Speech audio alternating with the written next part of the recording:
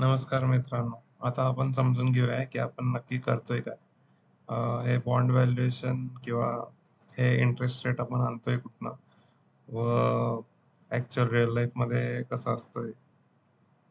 तर आपण आत्तापर्यंत जे केलं किंवा करतोय ते आहेत गव्हर्नमेंट बॉन्ड्स.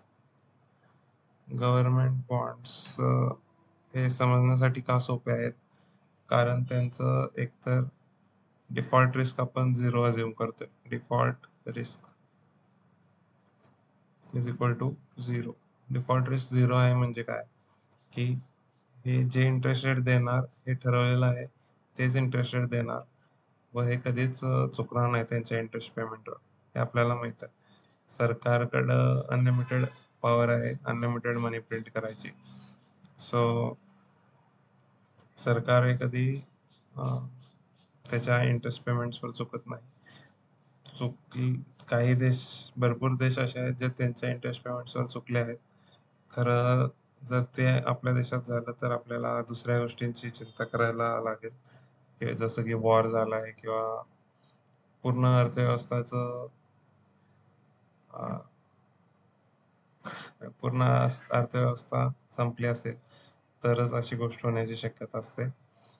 म्हणून गव्हर्नमेंट बॉन्ड्सवर डिफॉल्ट रिस्क 0 असते. सो आपण अज्युम करतोय की जे रेट गव्हर्नमेंट डिसाईड करतं त्या रेटनंच गव्हर्नमेंट देणार आहे व देत राहणार आहे. सो गव्हर्नमेंट बॉन्ड्स व्हॅल्यू करण्यासाठी आपल्याला त्यांचा रेट वापरून डायरेक्टली गव्हर्नमेंटची कुठलीही ॲसेट जसं की गव्हर्नमेंट बॉन्ड व्हॅल्यू करता येते. आता एका वर्षानंतर जर तुम्हाला 107 मिळणार असेल व 7% इंटरेस्ट रेट असेल तर तुम्हाला माहित आहे की आज 100 रुपये इन्व्हेस्ट करायला लागणार आहे. तसंच आपण हे वन इयर गव्हर्नमेंट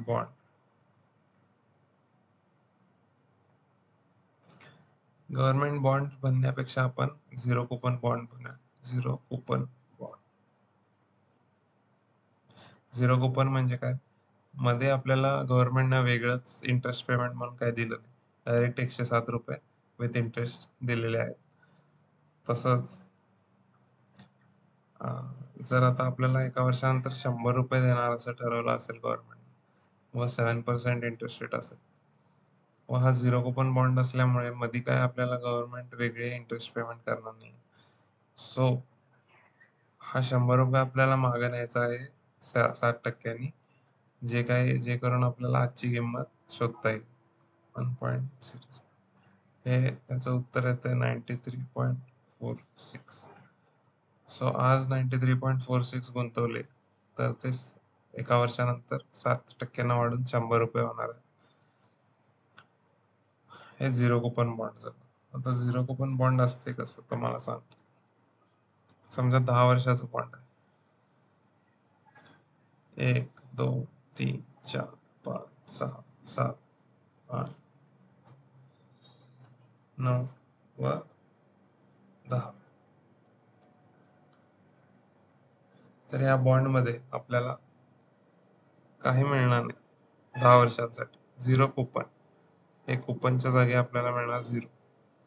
मग 10व्या वर्षी जे काही अमाऊंट आहे ती मिळणार. तर आपल्याला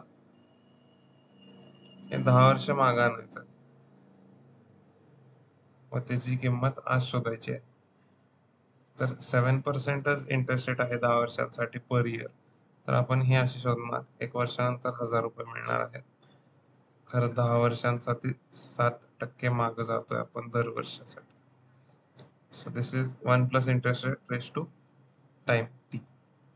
सो आपण हे करूया 1000 डिवायडेड बाय 1.07 रेज टू 10. त्याचं उत्तर आलेलं आहे 508.35. सो आपण करून बघूया. 508.35 म्हणजे याचा असा अर्थ झाला की आज आपण 508.35 रुपये जर गुंतवले 10 वर्षांसाठी 7%नी तर ते 10 वर्षानंतर 1000 रुपये होणार. तर ते आपण करून बघूया. 508.35 into 1.07 raised to 10 is equal to 1000. हे 1000 आलं तर आपलं उत्तर बरोबर आहे. तर आपण करून बघा. 508.35 into 1.07 raised to 10. तर त्याचं उत्तर आलेलं आहे 1000.0013. सो हे उत्तर बरोबर आहे. सो ह्या फॉर्म्युला पण बरोबर आहे. तसाच मग हा पण फॉर्म्युला बरोबर आहे. म्हणून हे उत्तर बरोबर आहे. असं आपण झिरो कुपन बॉन्डचं व्हॅल्युएशन शिकलेलो आहे. आता झिरो कुपन बॉन्ड तुम्ही कितीही लांबीचा घ्या, त्याचं व्हॅल्युएशन हेच राहणार आहे. Present value is equal to future value divided by 1 plus interest rate raise to r. हे आता हे आपल्यासाठी सोपं आहे, कारण आपल्याला 10 वर्षांचं इंटरेस्ट रेट 7% आहे म्हणून घेत आहे. खरं जर दर वर्षाचं वेगळं असेल, ह्या वर्षाचं वेगळं इंटरेस्ट रेट, ह्या वर्षाचं वेगळं इंटरेस्ट रेट, ह्या वर्षाचं 8, ह्या वर्षाचं 10 असेल, तर आपण ते कसं करणार ते पण बघूया आपण नेक्स्ट व्हिडिओमध्ये. धन्यवाद.